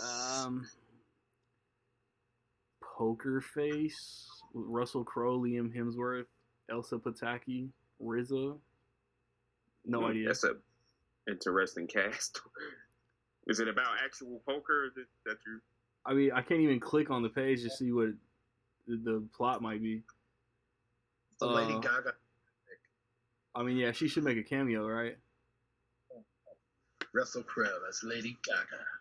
Christmas with You, the 17th of November, Netflix. Amy Garcia from Dexter and Freddie Prinze Jr. No. Yeah, no. That's what I'm thinking. No. The Menu, Ray Fiennes, Anya Taylor-Joy, Nicholas Hoult. So I'm assuming this isn't a movie about chefs. It is. From the one trailer I've seen. It looks pretty wild. I might have to check out. It's like Hunger Games with chefs or something. It looks like I made a comparison in my head, and now I'm blanking on it. But yeah, it almost looks like. You ever seen? Yeah, I know you have. Remember Sallow? You know that movie? Sallow, where they like make the kids eat poop. Anyway, it's in the Criterion Collection. No. I know what you're talking about. I've seen. I know that poster, the weird with the it's the art, numbers and the lady. Yeah, absolutely it's not. in the Criterion Collection, so it's art. It's not gross, but it kind of looks like that, but like not that. But I feel like they're making people eat like weird things. That's the vibe I'm getting. All right, Slumberland, also on Netflix, directed by Francis Lawrence, starring Jason Momoa. Sounds childish. It does, right? Slumberland. That's either like a horror movie or like kids movie. Children. Bones and All, from the director of Call Me by Your Name, right? Taylor Russell, Timothy Chalamet, Mark Rylance. It looks pretty good. I like Taylor Russell from the Escape Room movies. I saw the trailer in front of Bros. I meant to share the trailer, but I don't think I did. But it looks pretty cool. From the director of the Suspiria remake, it looks really not really a remake, but kind of a remake, reimagining. But like, it looks cool. Are they? Does it say in the description? Are they vampires or zombies, or like just cannibals? I think they're just cannibals. Romantic horror. I did not know that. Yeah, I think they're cannibals. I think they eat people. The film follows cannibalistic lovers. Yeah, they're like Edward Cullen cannibals. Like, they don't want to, but like they have to, and then they meet each other. Like, oh my god, you're a cannibal. It's like, yes, I'm a cannibal too, and it's like then they fall in love. Whoa. But somehow, So all right. What if he's like pleasuring her and gets carried away? Oh, leave us. Why are you the way that you are? Why do you think of these things? Why are you the way that you are? She said Is this Weinstein? Okay, that's what I thought. Yeah. It's giving the Till vibes, like the same vibes. Like, why? Kind of like Bombshell? Even more, like, I don't know. Bombshell was about, like, one specific thing. And this is going to have to cover all manner of different things. Because Weinstein himself was, like, almost like the catalyst for, like, the whole movement. I'm like, you're gonna make one movie about the entire thing that like is still like snowball like rolling, like we're still not like right. Not like that was like an era. Like we're still in it. Yeah. I don't know about sheets. I feel like it's coming out because it wants to be the big Oscar player. Oh, for sure. I have like in my head, like I feel like it's gonna crash and burn, kind of like Amsterdam is doing right now. Like I feel like they're putting it out, and it's like, look at us, look at the people in this. How can we lose? And like somebody's gonna watch it and be like, this. L. Yeah, L. Eric, would you rather listen to "She Said" by Ludacris instead of watch this movie? I like that reference. She says she's never done it. She says she's never tried. Yeah, I guess the movie is supposed to focus on the journalist that broke the story or whatever. Yeah. It's interesting, but to see what... Some trailers are really good. And, like, She Said does not have a good trailer. The trailer is so, like, what you would expect, like, Lifetime, like, paint by number. Uh-oh. I didn't realize the trailer came out for this yet. Oh, yeah. I've seen it, like, a few times in front of things. Yeah. It's so, like them knocking on the door. Someone answers the door. It's like, we want to speak to you. Oh, yes, about what? Harvey Weinstein? And then she's right. Like, close the door. It's generic. It's like that's kind of how I feel. No, I'm sorry. I think the movie we talked about from last month, that's coming out the month before, rather, in October, the Weird Al movie. Yeah. That comes out in November. It comes out in November? Yeah. We still in November? Yes. No, but the trailer for the Weird Al, I'm curious. I want to see it. That's without question. But it's that generic trailer that is like, I really wish Walk Hard was like a mega hit. Yes. Because it exposed a lot of these tropes. Like, there's nothing you can do right now. I'll tell it. It's not like that. We're going to talk about this again in December. Yeah, but yeah, these trailers are, because I hate movies that have horrible trailers that turn out to be great, and you got movies with great trailers that turn out to be horrible, and the movie is bad. And some movies just have great trailers, like The Matrix, the first Matrix. That told you everything you need to know without really telling you anything or spoiling anything. Yes, it did. Like, why is it so hard to get these trailers right? Like, She Said, the generic Lifetime style trailer.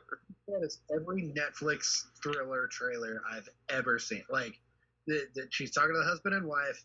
She's talking to the husband, and she's like, and how do you explain the payouts? And the wife turns to the husband and goes, what payouts, John? And I'm like, you're telling me that happened in real life. Yeah. In real time. That happened. And you were like, oh my God, I'm getting this on tape. No. Man. And a movie that we just talked about earlier, what's that? Knock at the Cabin or whatever. Yeah. Great trailer. Whether you like M. Night Shyamalan or not, that's a great trailer. M. Night got input on the editing of his own shit. Yeah, he got to. And but yeah, that's my thoughts on that. Before, I was like, he did it. So, it's like she said, as the girl talked. I was like, she said. As soon as she talks, she said. Thanksgiving weekend, in addition to The Fabelmans going wide, you got Strange World from Disney, Devotion with Jonathan Majors, Glenn Powell. Glenn Powell in his second avionics movie this year. There's not a time for every movie he did this year where he was a pilot. Isn't a lot, but it's weird that it happened twice. No idea what Nanny is. No idea what The Swimmers is. Disenchanted on Disney Plus. Mm-hmm. Is Strange World. That's weird to me.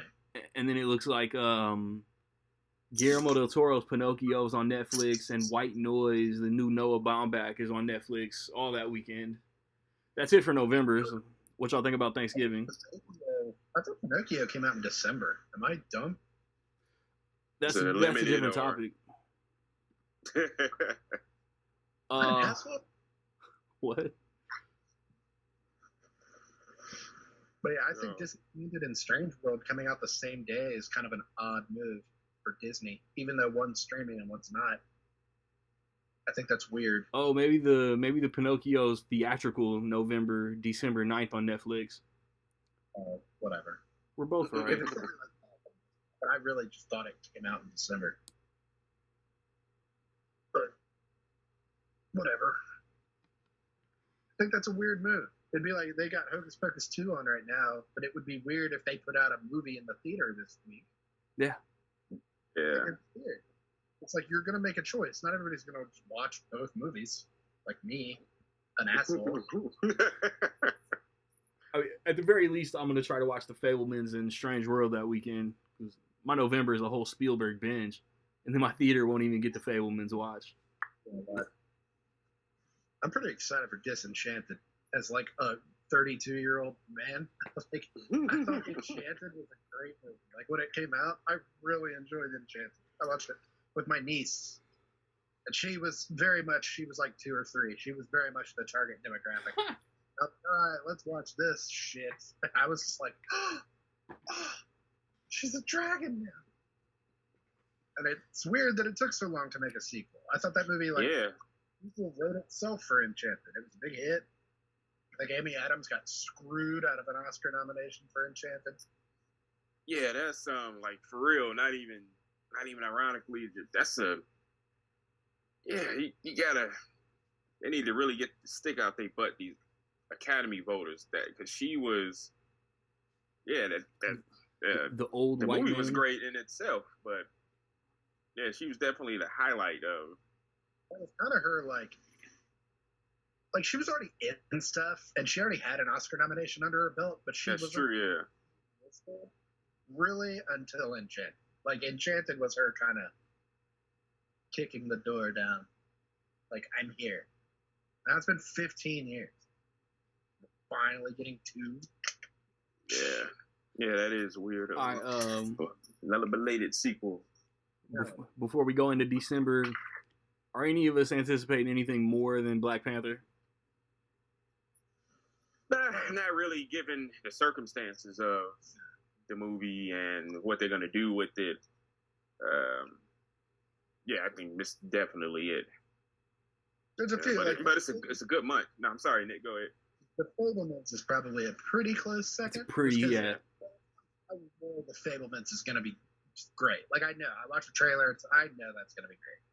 Like Black Panther, I'm like, I feel like it's going to be great. I have a lot of faith in it. And the trailer, you talk about a good trailer. Yeah. I really like the Black Panther trailer. But it's more like the curiosity. Like, what? How are they going to do this? What the hell are you? I have faith, like we were talking about. Like, I have faith that they wouldn't have put it out if they weren't, Ryan Coogler. It's not just Marvel. Like, people like to be like, fucking Disney. Like, it's not just Disney putting out. Like, Ryan Coogler wouldn't have gone forward with the movie that fast. I don't think. He was, like Kevin Feige and all them, if they weren't confident that they were going to give us something worth watching. And also, Namor looks so sick. Like, I can yeah. He looks so good in all the pictures that I've seen. I don't even care. And there's a rumor. I don't know if it's a rumor, if it's been confirmed. Something about his character in the movie. I don't know if y'all know what I'm talking about. He lives in water. And he's supposed to be something. Yeah, I've heard. Nick knows what I'm talking about. Yeah, so I don't know if that's just a rumor or... It's one of those things, like, what's your source, bro? It's like, I made it up. I made it up. All right, last break. Closing out, month number 12, December, Christmas time. Normally, the first weekend in December has literally nothing. But it looks like December the 2nd, we're getting Violent Night, that weird David Harbour movie that I showed y'all the poster for a couple weeks ago.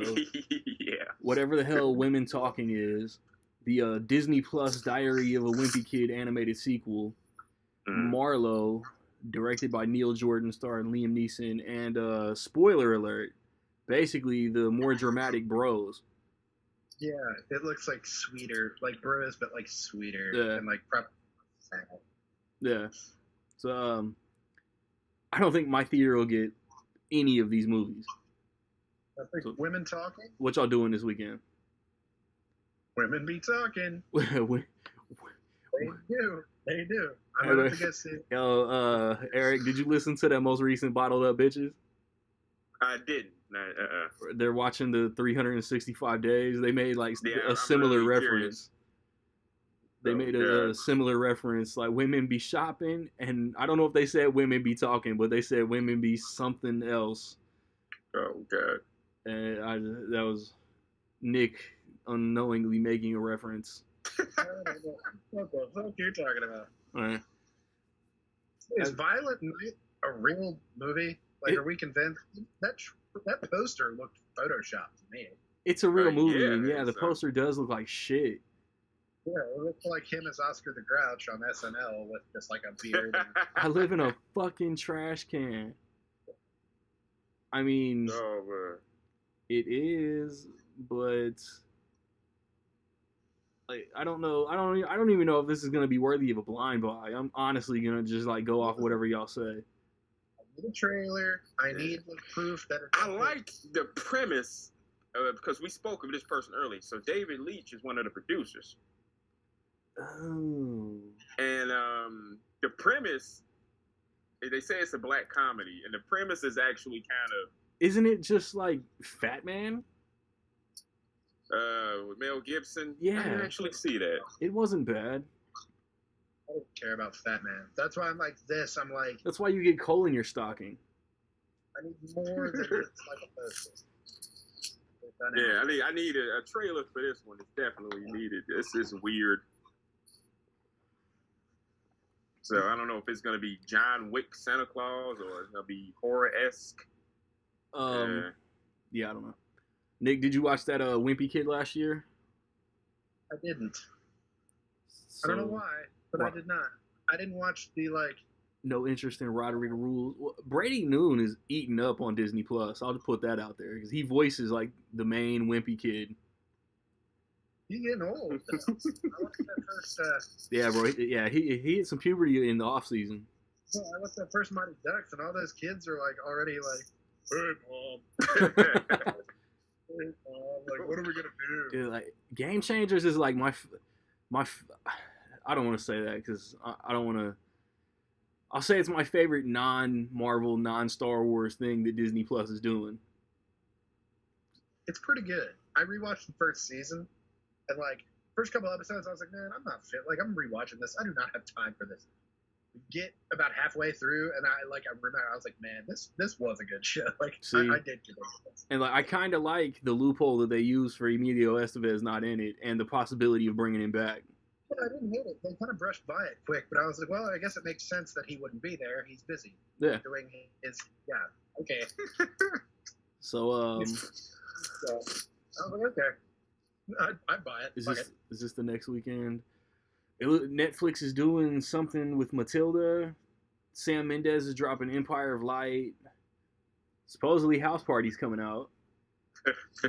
God. I'm assuming The Whale from Darren Aronofsky and Empire of Light are both going to be limited, so fuck me.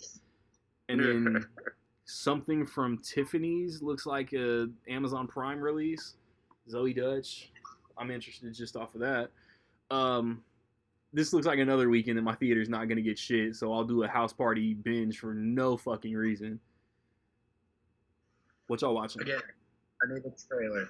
I'm not setting up a House fucking Party rewatch for a movie that isn't coming out. Like, if it's coming out and it looks good, okay.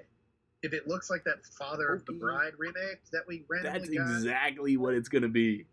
Oh, God. care. Like, if I don't care, I don't care. Once I don't care about something, it's hard for me to like bounce back and like actually give a shit. That Father of Bride thing looked straight to streaming to a T, and I can only assume that this does too. No offense to Father Bride, I didn't watch it, but I'm just like, so much of the appeal of that story is like your cast, and it's like Andy Garcia. But like, you watched Cheaper by the Dozen. I did. That's true. Why did I do that? Because Disney Plus dropped their remake. I like this cast. I like the cast more, I guess. Like, I don't know. I watched the classic Steve Martin Father of the Brides in like March. So good, and it's like if it ain't broke, like why are we doing that? I've been since I heard about this. I've been itching to at least watch the first 2 House Parties.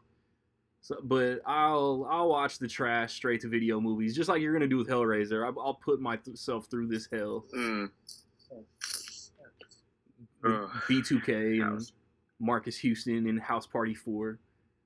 B2K, dude. And House Party 3. And then White Kids. Chris Tucker's in House Party 3 though. And then fucking White Kids in the last House Party they did. House Party 3. Chris Tucker. Wow, I forgot that. Mark Forster with another movie coming out, A Man Called Otto, not Octavius. Tom Hanks is in this though. Never heard of it. Tom Hanks though. He stayed cashing a check. I'm about to say Tom Hanks is grinding this year, isn't he? I hope he has a weird voice. What the fuck is this? Weird accent. When his wife dies and he's forced to retire from his job of nearly 40 years, grumpy 60-year-old Otto decides to commit suicide. Son of a bitch. Merry Christmas. But his attempts are constantly interrupted by his boisterous new neighbors, which leads to... okay, that sounds interesting. Yeah. Mariana Trevino, Rachel Keller, Manuel Garcia Rulfo, Cameron Britton, Mike Birbiglia are in the cast. I don't know who the neighbors are.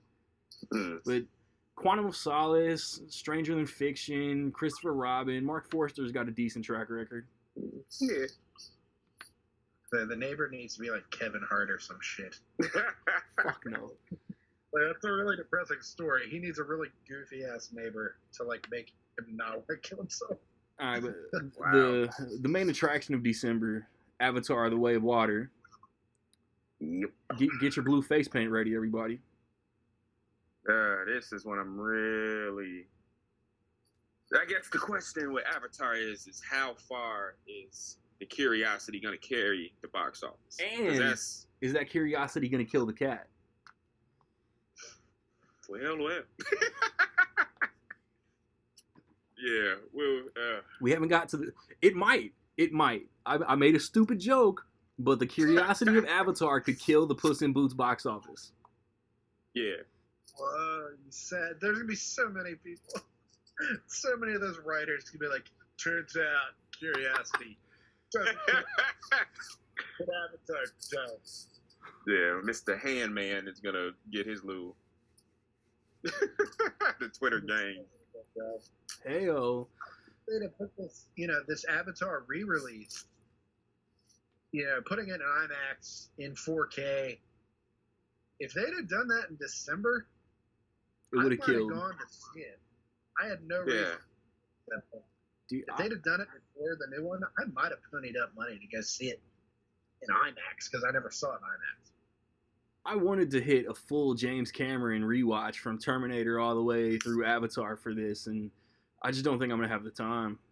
You don't have the drive. You have the time. We have nothing but time. You don't have the drive. The hustle. That's probably right, because in December I want to watch some Christmas movies. That's what I said. I hate December releases. But you know something? I'm sorry, Nick. Out of all the binges that y'all potentially will have to do, James Cameron, who's obviously a quality over quantity guy, he only has, not counting Piranha 2, 7 movies. No. I still might do it. And he likes TNA. Hey. All his titles start with an A or a T. Test and Albert. Which is hilarious. Oh, wow. Shout out Tess. A lot of people. Huge shout out Trish Stratus. Yeah. So it looks like the Christmas weekend, like trying to close this shit out. Dude, I'm not bringing up Babylon. It comes out in January. Yeah. I'm pretty excited for Babylon though. Let me put that on the record right now. What? Ooh, scary. What'd you say, Nick? I'm pretty excited for Babylon though. Let me just put that on the for record. sure. That trailer was bonkers. But Scott Cooper's got a new movie. Puss in Boots: The Last Wish, as I mentioned. The Whitney Houston biopic, I Want to Dance with Somebody. Knives Out 2, Glass Onion, A Knives Out Story on Netflix, the 23rd of December. The Pale Blue Eye, directed by Scott Cooper, starring Christian Bale, who's also grinding this year. Babylon's going to be limited on Christmas Day. Yeah. Oh, they cloned Tyrone. Has there been an official release for the runtime for Avatar 2? I wasn't done. I didn't realize that they cloned Tyrone was going to be a 2022 release. Now really? I'm When? Now I'm done. The 30th.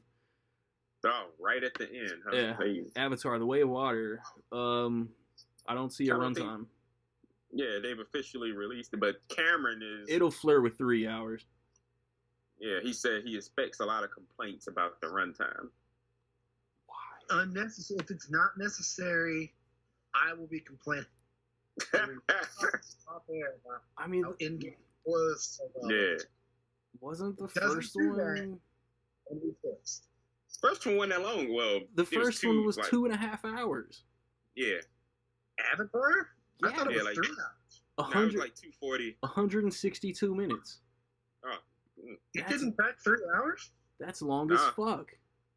I thought for sure it was like a 3-hour film. Then you must have been watching some extended edition. Man. I thought for sure, like when I saw it, I was like, yeah, it's crazy. It would have to be on 2 VHS tapes. Just like Titanic. I thought for sure that it was 3 hours because I remember feeling like it was unnecessarily long. But it's been like 10 years since I watched Avatar from front to back. What's y'all most looked forward to Christmas weekend movie?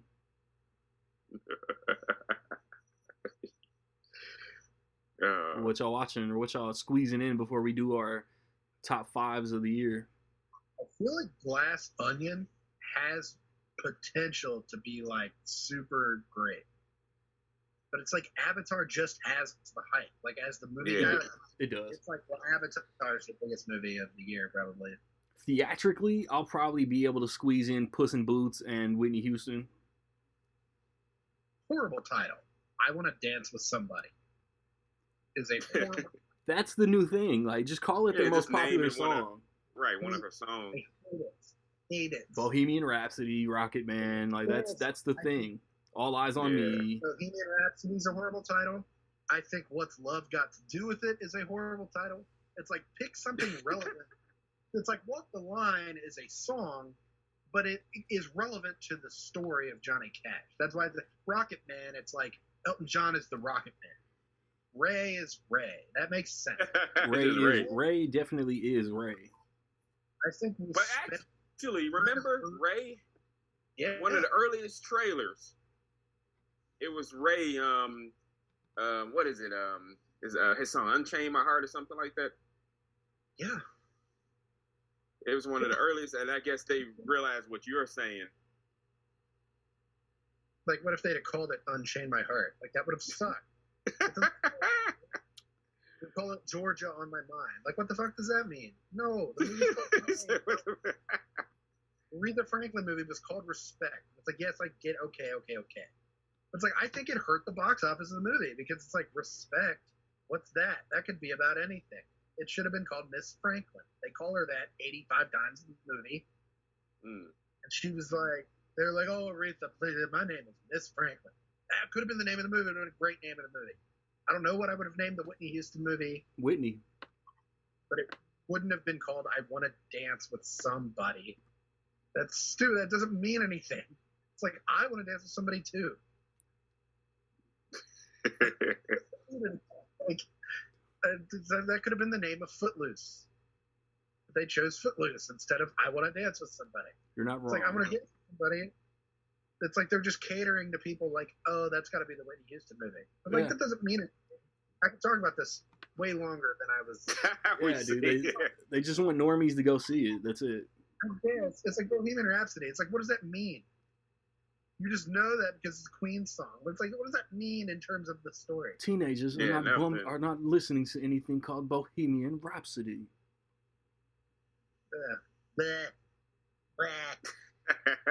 All right.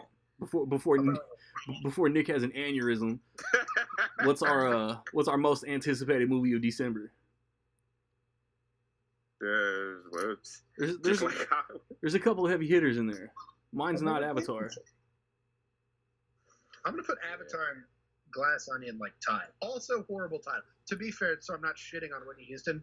Also horrible title. Glass Onion. I don't care if it's relevant to the story. I was about to say, the mystery that Daniel Craig is looking into is going to involve some kind of like ceramic glass onion that gets stolen or something. Maybe. Stupid title though, but I don't really care. I think that it's safer to do that because it's on Netflix. But I'm going to put that in Avatar like tied, basically. I'm going to give Glass Onion the edge. I just feel like it has more potential. I didn't lose my mind over Avatar, but I thought Knives Out was really good. Yeah. Yes. See, there we go. I'm sorry. To go back to this, I knew I wasn't. So, yeah, Unchain My Heart, the Ray Charles story. That was the original title. Jamie Foxx wasn't having it. But anyway, I just wanted to get back to that. But Jamie Foxx, I'm not going to win no motherfucking Oscar with some Unchain My Heart bullshit. Call it Ray. But yeah, I think that's I'm going to make it do what it do, baby. I'm sorry, I got to roll with Nick. I think it's a pretty fair tie. One won't be. I mean, is Glass Onion going to have a limited theatrical release? Probably so. Like, that's the new Netflix model, because even the Pale Blue Eye or whatever it is getting a limited. Yeah, because I'll definitely Netflix in January. Check that out in theaters. What is They Clone Tyrone before we close up? It looks pretty wacky. Yeah, speaking of Ray, Jamie Foxx, right? Yeah. Science fiction, comedy, mystery. I'm interested. Yeah. It looks like vibe-wise, it looks kind of similar to that movie, Sorry to Bother You. Yeah. Like which is a good thing. Kind of comedy that's going to be dealing with things where it's like the main character seems to be the only one knowing what's going on and everyone else is. So there's going to be weird horses at the end. And that's not even a spoiler. You couldn't even begin. I need to rewatch that movie. It's 4 years old. Who gives a fuck? Right. I don't know how long the runtime is on this with all the breaks I took. We're still flirting with the typical 2-hour episode. We should be 4 deep next episode. Speaking of Halloween Ends weekend, we will be talking about the Halloween franchise in full in 2 weeks. Rec League Podcast.